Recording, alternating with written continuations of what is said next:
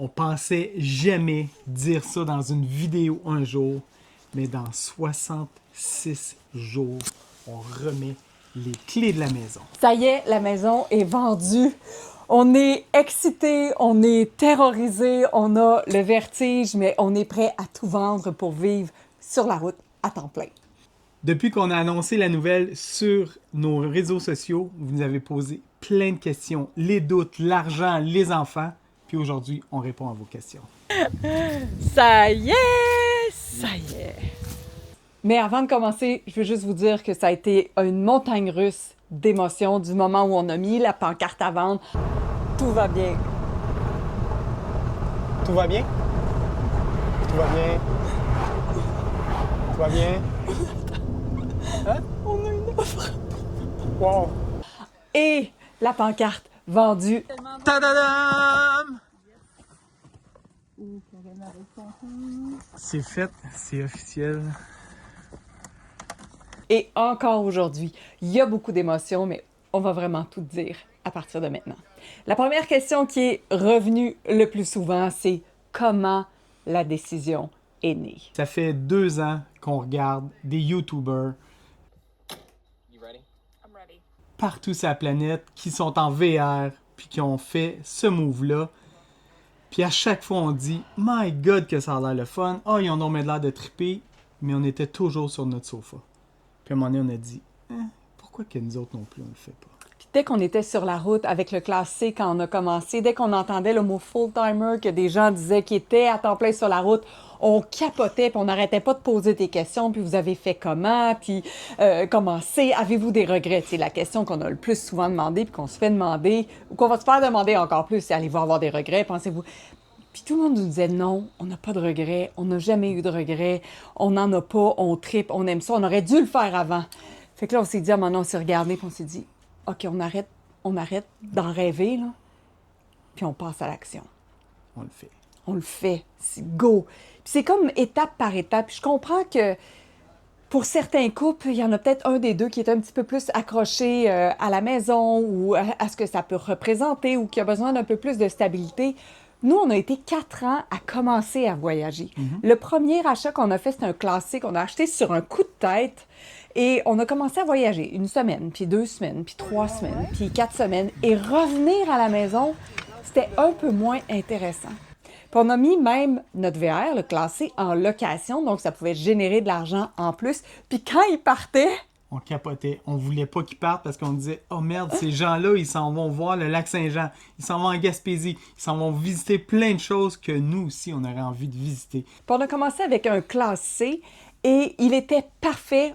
On l'adorait au niveau de la grandeur, de la grosseur, tout. Puis on regardait les gens qui avaient des fifth wheels, puis on disait « Ah! Jamais on va avoir ça, c'est ben trop compliqué. » Puis du jour au lendemain, je pense après un 4, 5, 6 semaines sur la route, là, on s'est dit « Ah, il me semble qu'il est rendu trop petit. Il me semble qu'on est inconfortable, il manque d'espace pour les vêtements, il manque d'espace pour la bouffe. » Et soudainement, on a décidé d'aller magasiner. Puis on a une vidéo, hein, les premières vidéos que tu peux aller voir si jamais ça t'intéresse. On est allé magasiner, on est tombé sous le charme, puis on a décidé qu'on changeait, puis qu'on en faisait un projet de vie. Exact. On a magasiné beaucoup. On a fait vraiment nos devoirs pour finalement arriver à ce qu'on a présentement aujourd'hui. Puis après 1 an maintenant, puis pour nous, présentement, c'est la perfection. Ça remplace vraiment notre maison. Ouais, fait que ça va devenir notre maison à temps plein dans combien de jours en date d'aujourd'hui? 66!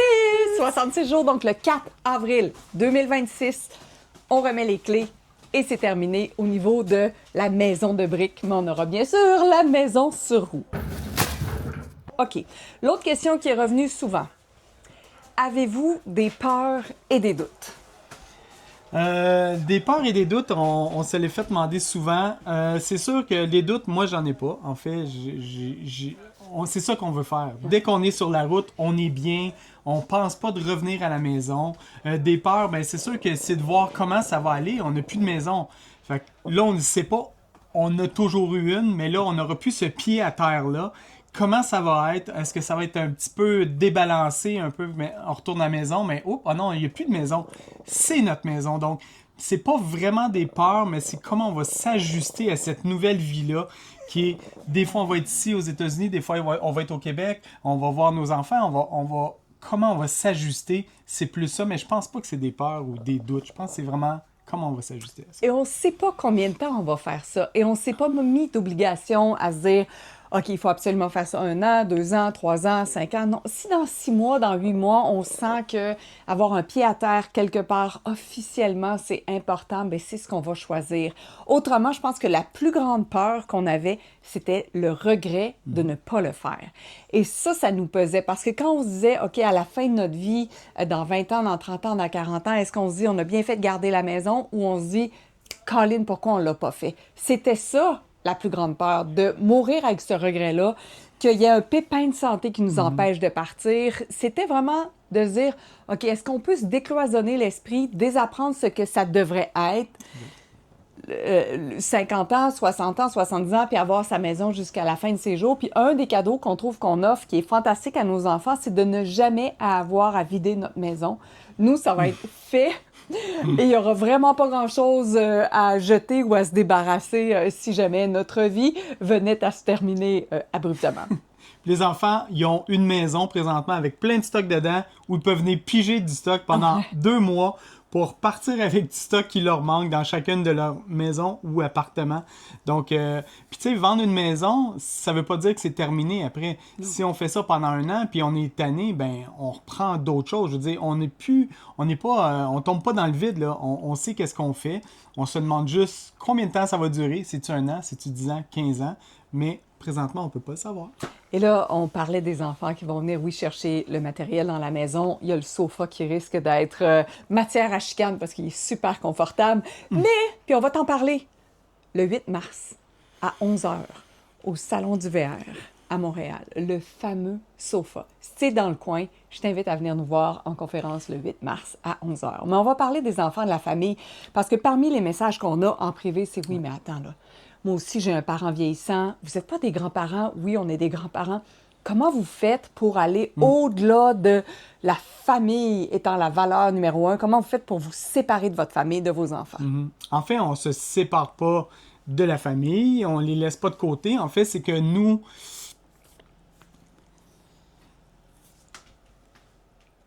Ça demeure un sujet qui est touchant.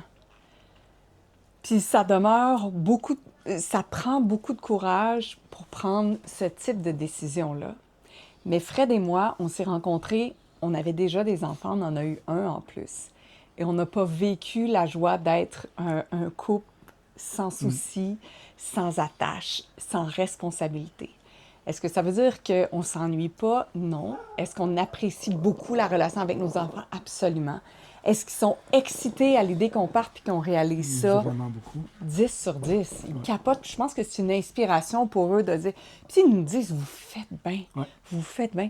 Est-ce qu'on aime ça les revoir ou avoir un appel d'eux? Oui, mais ça ne nous empêchera pas de partir. En fait, ce qui va arriver, c'est que la communication change avec les enfants. En fait, on s'est rendu compte qu'on était encore plus en communication avec eux parce qu'on sent cette distance-là, fait qu'on veut être sûr d'être encore plus près d'eux. Fait qu'on est plus en communication, on les appelle, on se fait des zooms. Donc, on reste en communication avec eux, mais la communication, elle a vraiment changé. Ouais. Puis j'ai été chanceuse. Moi, j'ai été avec des parents qui ont décidé de partir. Pendant 25 ans, ils ont été sur la route et c'était au moment où je venais juste d'accoucher de mon premier fils qui a maintenant 27 ans. Puis je les ai trouvés audacieux et fantastiques de ne pas s'arrêter parce qu'ils étaient grands-parents nouveaux. Et ils sont là 6 mois par année. Ils étaient disponibles pour nous 6 mois par année.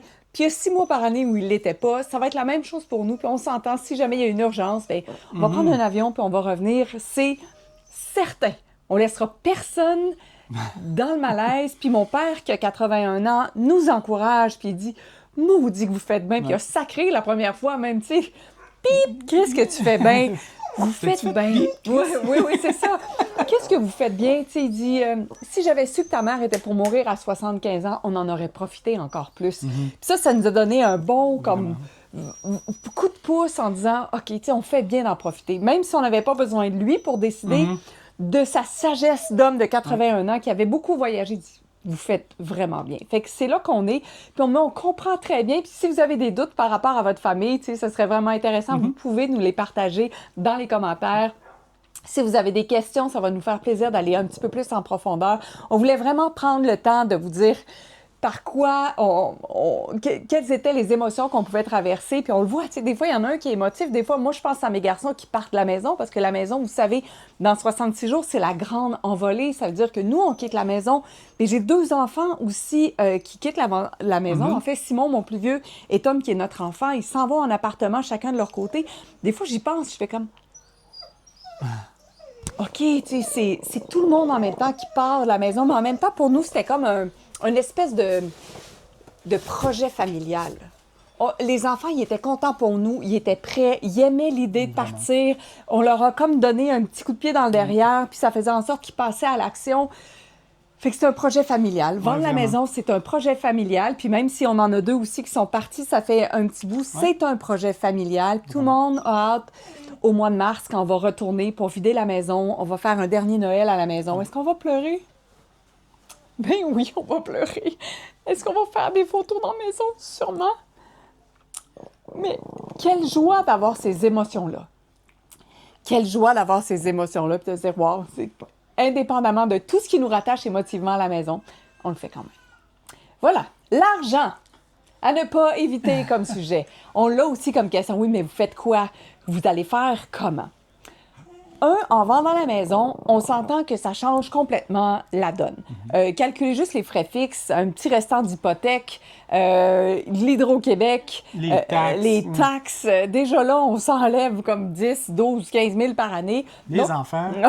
Aussi, au niveau de l'épicerie, ça va changer.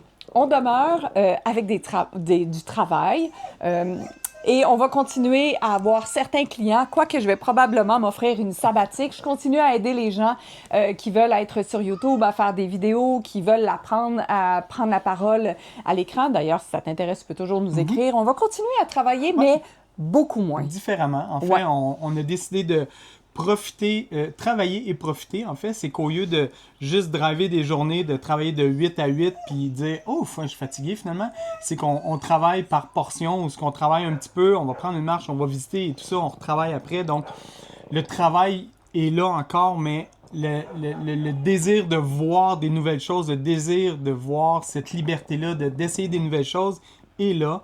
Puis ça, on va l'inclure dans nos journées qu'on faisait pas avant. Ouais, puis tu sais... à un moment donné, je me disais, OK, on est rendu passé cinquantaine, on s'en va mid-50s, tu sais. Puis là, je me disais, oui, mais c'est quand qu'on arrête, là? C'est quand que ça arrête la course à plus? La course à plus. Là, on va avoir, tu sais, on a une petite maison avec un petit restant de solde, plus aucun autre paiement. On n'est plus obligé d'avoir le rythme de vie qu'on avait avant, qui n'était pas nécessairement mieux, pire, il n'y a pas de point de vue intéressant, mais on peut faire les choses différemment et c'est ça qu'on voulait vraiment expérimenter. Puis honnêtement, si j'ai la chance de travailler dans un camping quand je suis au Québec, je vais le faire. Ça me tente, on en parle souvent.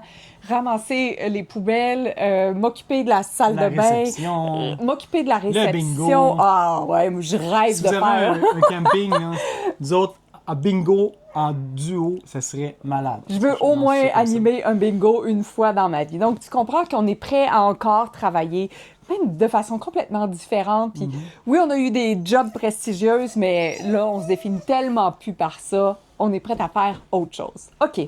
Maintenant, la logistique concrète. Ça veut dire quoi, vivre sur la route? Puis, il y a quelqu'un qui m'a dit, oui, mais qu'est-ce que tu vas faire l'hiver? Mais quand il va avoir la neige, quand il va faire froid, qu'est-ce que vous allez faire? Fait que pour toi, ça veut dire quoi, être sur la route? En fait, être sur la route, pour nous, c'est de pouvoir voyager, vivre et visiter ce qu'on a envie de visiter sans être obligé de dire, OK, ben là, on prend 3 jours, une semaine, on prend l'avion, on s'en va à tel endroit. Maintenant, on peut se faire un itinéraire, puis sur l'itinéraire, aller voir les choses qu'on a envie de voir. On est à Cathédrale Rock. Un autre check sur notre bucket list. Puis, l'été, l'hiver, pour nous, ça change rien parce qu'au Québec, on va être au Québec l'été parce qu'on a encore les enfants, on a encore Pépé. Puis on a envie d'habiter voir... à plein d'endroits au Québec. C'est ça qui nous excite. Un mois en Gaspésie, un mois au Saguenay, Charlevoix, la Baie-James, l'Abitibi, peu importe. T'sais. Il y a plein d'endroits qu'on n'a pas vus encore au Québec qu'on a vraiment envie de voir. Puis c'est juste que quand c'est l'hiver, ben en fifth wheel, on peut pas. Donc on va venir visiter les États-Unis, Mexique, ou le Mexique. Peu importe. Puis quand on va revenir au Québec, on va être tellement content de revoir notre monde. Puis on a déjà des gens qui disent hey, si vous passez au Lac-Saint-Jean, venez chez nous. Si vous allez à Gaspésie, venez chez nous. Fait il y a déjà plein de gens qui nous invitent partout. Fait qu'on veut aller voir le monde, on va aller visiter le Québec, ça c'est sûr et certain. Fait que si jamais tu as un grand terrain, qu'on peut peut-être se brancher ou peu importe, avoir de l'eau au moins, parce qu'on peut se brancher avec les panneaux solaires, on est correct, là. Mais on est disponible parce que c'est ça qu'on a envie de faire. On a envie de connecter. Écoute, on est au camping, là. C'est vraiment un camping cordé, là. Tout ce que j'aime pas, mais que finalement j'aime de plus en plus. Il y a un gars qui habite juste là, il est venu cogner, puis il dit « Hey, on s'en va voir une course de... Dirt track. Dirt track, voulez-vous venir avec nous autres? » C'est un couple à peu près de notre âge, comme... Fuck yeah! Mais hein? Je l'ai trouvé audacieux, je l'ai remercié. Merci de nous inviter, puis on rencontre des gens. Puis on dirait que c'est comme si c'était une tribe automatique. On ne sait pas combien de temps on va être ensemble, une semaine, 3 jours, 4 jours, mais il y a des relations comme ça qu'on tisse, qu'on trouve extraordinaires, qui sont au-delà de tout ce qu'on aurait pu imaginer. Hein? Todd, il est rentré. Todd, ouais. Toc, toc, ça vous tente d'aller voir les racetracks? Bon, OK, c'est beau. C'est des courses qu'on n'a jamais vues. On n'est pas des fans de courses, mais on est des fans d'essayer des nouvelles affaires, de voir des nouvelles choses. Todd est rentré, on était assis un à côté de l'autre, on achetait nos billets, un à côté de l'autre. OK, tu prends-tu le billet? Le siège 4-5, OK, je vais prendre 6-7. J'ai jamais parlé à Todd. J'ai jamais parlé à Todd, mais on sait déjà que ça va être super le fun à soir, puis on a hâte d'y aller. Fait que c'est ça aussi qui est le fun. Ce qui se passera probablement pas dans une maison. Mon voisin ne viendra pas cogner chez nous et dire hey, ça te tente dans le Vieux-Port à soir. Ça serait vraiment bizarre. Ben, on aurait peut-être pu le faire, mais bref, on est à la recherche de ce type de rencontre-là. Fait que si jamais tu dis j'ai un grand terrain, je suis en Gaspésie, viens-t'en, tu peux rester 1 mois si tu veux, on fera des trucs, ça nous tente. C'est ce type de vie-là qu'on a vraiment envie d'expérimenter. Est-ce que c'est bon pour la logistique concrète? Je pense que oui. Ouais, si jamais il manque quelque chose, en tout cas, vous avez juste à nous le dire. Ça va nous faire vraiment, vraiment, vraiment plaisir de prendre le temps de répondre. Ah, en passant, pourquoi on partage tout ça puis qu'est-ce qu'on veut faire avec ça? On le partage parce que, de nous autres, on a trippé pendant 2 ans à regarder des YouTubers en anglais. On a regardé en français, Prêt pour la route. Aussi, on regardait au niveau du Québec. C'est qui les gens qui ont 50 ans, qui ont tout vendu? Parce que des fois, on s'identifie moins à des jeunes qui ont peut-être pas d'enfants, qui ont une vie complètement différente. Mais nous, on avait envie vraiment de connecter puis de se dire hey, pourquoi on le partage pas? Parce qu'il y a trop de gens qui rêvent de faire ça. Exact. Puis on le voit avec les commentaires qu'on reçoit. Courriels, les Instagram, textos, Facebook, on reçoit plein de gens qui disent « J'aimerais tellement ça, faire ça. Comment vous faites? Je le fais dans 3 ans. Qu'est-ce que je dois faire pour me préparer? » Donc, on sent qu'il y a vraiment une grosse vibe alentour de ce désir-là de profiter de la vie avant 65 puis 70 ans. Oui. Puis on a un podcast qui va sortir dans les prochaines semaines. Ça va s'appeler Hors circuit, Off Grid. Probablement, ça va être en français, mais tu comprends, c'est les gens ou les couples qui décident de sortir de ce qu'on connaît, du traditionnel, de ce qu'on pense qui est le summum de la vie. Tu sais, on avait des grosses jobs. Puis on est prêt à renoncer à tout ça en disant, sais-tu quoi, moi j'adore ça, être tout le temps habillé pareil, puis de pas me soucier de mon apparence, puis de pas me dire, oh mon Dieu, tu sais, je suis pas à la hauteur. Non. Quand je suis en camping, j'ai la perception d'être moi à un niveau que je me suis jamais sentie aussi moi. Donc, le podcast Hors circuit va s'adresser, on va interviewer des gens qui ont tout vendu, des jeunes, des vieux, des moins jeunes, des plus vieux, des gens qui ont aimé ça, qui n'ont pas aimé ça, juste pour que tu puisses encore plus entendre ce type d'histoire-là extraordinaire. On a déjà rencontré des gens sur la route avec qui on a fait des contacts, avec qui on a dit « Hey, on part un podcast, ça tente-tu de venir jouer avec nous autres puis nous raconter un peu c'est quoi ton histoire, tout le monde a son histoire de la pourquoi raison. je pars. Il y en a il y a différentes raisons puis en fait on veut voir les différentes histoires pour vous présenter les différentes histoires pourquoi les gens sont partis sur la route. Puis je te dirais qu'une partie de notre histoire vient avec des problèmes de santé que Fred a eu. Ça fait 2 ans maintenant? 3 ans. 3 ans maintenant où tu as eu des problèmes cardiaques. Ton père est décédé extrêmement jeune aussi. Puis tu vas en parler un peu? Non, tu peux y aller. C'est un petit sujet délicat pour moi, fait que tu peux y aller. Ça, c'est le cœur pour les enfants. Oh, c'est trop mignon. Bref, Fred a passé proche de mourir à Bora Bora, alors qu'il y avait une artère, entre autres, de bloquée à 99%, puis l'autre était à... 86. Peux-tu croire? Tout jeune. Il a l'air tout jeune. Il est slim, il est cut. Tout, il est parfait. Il y avait le cœur qui était en train d'y lâcher. On a été super chanceux parce que la journée où c'est arrivé, où tu avais un pouls qui était vraiment très anormal, il n'y avait pas d'ambulance, on n'avait pas de signal. On avait rien. Écoute, c'est sûr qu'il me serait mort dans les bras. Fait que, bref, peu de temps après, il s'est retrouvé à l'hôpital sur la table d'opération. Passe le petit, comment ça s'appelle? Le stand, En tout cas, regarde, je sais pas, les veines. veines. Ouais, c'est ça. Puis là, finalement, c'était bloqué pas mal. Fait que là, il est rendu... c'est le chien qui brasse ça. Le chien, pas le chien, le cœur était bloqué et t'es sous médication, t'es suivi pour la haute Ouais, pression exact. et tout le reste. Fait que ça nous a donné un coup aussi sur... OK, attends, là, on sait pas c'est quand, là. C'est là que tu te dis, mais on attend quoi? Tu sais? On attend quoi? On attend quoi? Ça peut arriver n'importe quoi, n'importe quand. Puis là, c'était cet événement-là, mais on a-tu besoin d'attendre un événement? Tu sais? Non. Puis même au niveau des enfants, tu sais, le fait d'avoir encore des enfants, puis là, on me faisait dire, ah ouais, le coût de la vie, tu sais, c'est cher, je comprends. Puis ça me fait plaisir que les enfants soient encore avec nous, ça n'a rien à voir. Mais si j'attends de partir, puis il faut que les enfants soient partis avant que je parte, ben mettons qu'ils sont tellement bien à la maison qu'ils partent jamais, je vais toujours avoir la maison. Puis juste l'idée de changer le toit dans 10 ans, quand la garantie va être finie, on se dit, oh non, on va pas mettre 15 000 là-dessus. Ou peu importe, tu sais, passer la tondeuse, s'occuper du terrain. Je suis comme, est-ce que moi, j'ai envie de mettre de l'argent là-dessus? Non. Est-ce que j'ai aimé ça avoir une maison? Toi puis moi, on a-tu aimé ça avoir une maison? Pas tant. Pas la maintenance. Pas la maintenance. On aimait la maison, mais la maintenance, pas tant. Fait que là, est-ce qu'on capote à l'idée d'avoir juste un 1,5? Tellement. Et, à la blague, on dit toujours que le sofa, le divan-lit, est pas trop confortable. Fait que si vous voulez venir ou les enfants viennent, ils peuvent pas rester vraiment une semaine. Ils seront pas super confortables. Puis on est bien des lève-tôt. On Puis l'a là, choisi. fait du café et tout. On l'a choisi dans ciblé un peu l'optique. pour ça. Pour si quelqu'un vient coucher, il fait ça. Ouais, ben moi, Je vais aller prendre un hôtel. Je vais trouver un autre endroit pour dormir, puis là, on va faire semblant qu'on est triste. Non, mais on est content. On est super excités. À travers la montagne d'émotions, je te dirais qu'au mois de mars, puis on va le documenter aussi, puis on va vous partager toutes les émotions reliées à la vente de la maison, à se débarrasser de tout. Là. On a 22 ans d'armoires à vider. On a commencé avant. Ça fait 2 ans qu'on a commencé à vider du stock, je te dirais. Je me disais, tout d'un coup qu'on vend la maison rapidement. Tout d'un coup qu'on vend la maison rapidement. Fait qu'on a commencé, puis Fred, quand il est parti une semaine à la maison, écoute, ça devait pas être pour officialiser la vente, finalement. T'as vu la pancarte se mettre, t'en as profité, tu me disais, j'ai vidé mon garde-robe. Ouais, j'ai vidé mes affaires. j'ai fait encore déjà une bonne partie du ménage. Je te dirais que 90% de ce que je veux amener dans le VR est déjà dans le VR. Il reste des choses à transférer, mais je veux dire, Ouais, on a pas mal tout. Là. on a pas mal tout. Là. On a pas le- on a vraiment Notre déménagement, il est fait. Puis on est content, puis on veut pas attendre, puis on veut pas jamais le regretter. Puis on pourra jamais regretter d'avoir vendu la maison. Il y a un nouveau couple, une nouvelle famille qui vient s'installer. On est content pour eux. Est-ce que des fois, j'ai passé devant? Peut-être que oui, peut-être que non. Est-ce qu'on tourne la page simplement? Je pense que oui. On est prêt à autre chose, puis on a envie de partager avec vous, puis créer une communauté de gens qui ont envie peut-être d'expérimenter autre chose ou d'entendre des histoires qui donnent des ailes. Continuez à nous écrire, nous poser des questions. On prend vraiment le temps parce que il y en a qui ont pris le temps pour nous autres. Merci d'être là. Merci. Et on- Abonnez-vous. Abonnez-vous. Et on espère sincèrement vous voir, si c'est possible, le 8 mars à 11h au Salon du VR de Montréal. Ce sera la seule conférence qu'on donne dans le cadre du Salon du VR. Et ensuite, on s'occupe de déménager.